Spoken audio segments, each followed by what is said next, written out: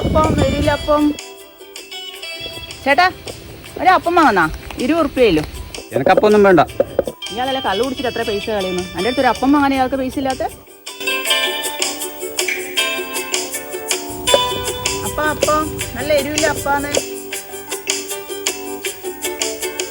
ചേട്ടാ നല്ല എരിവില്ല അപ്പാട്ടെ 20 ഉറുപ്പ്യയിലും വേണോ? അല്ല നീ ലളിതയല്ലേ?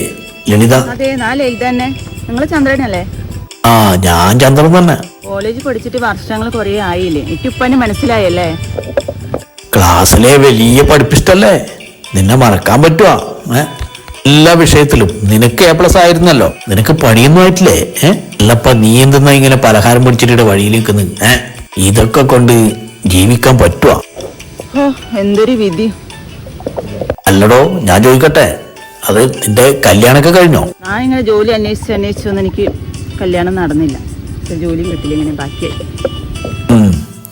ഭയങ്കര കഷ്ടായി പോയിട്ടാ. നീ എന്താ ചെയ്യുന്നു? ഞാൻ ടൗണില് ഒരു ബേക്കറി നടത്തുക. ചെറിയ ബേക്കറി ഒന്നുമില്ല, 10-20 ആൾക്കാര് പണിക്കുണ്ട്. അങ്ങനെ വലിയ ബേക്കറിയാണ്. അപ്പൊ വലിയ മുതലാളിയാണല്ലേ? എന്നാ ശരി, ഞാൻ പോവാ. നിന്റെ അപ്പ കച്ചവടം നന്നായി നടക്കട്ടെ. അങ്ങനെ പോവല്ലപ്പ. കൊച്ചി മുതലാളിന്റെ ബേക്കിൽ എനിക്കൊരു പണി തരോ? അപ്പം പിടിച്ചിട്ട് ആ വെയിലത്ത് നിക്കണ്ടല്ലോ. എന്നാ പിന്നെ ബാക്കിലോട്ട് കഴിക്കോ.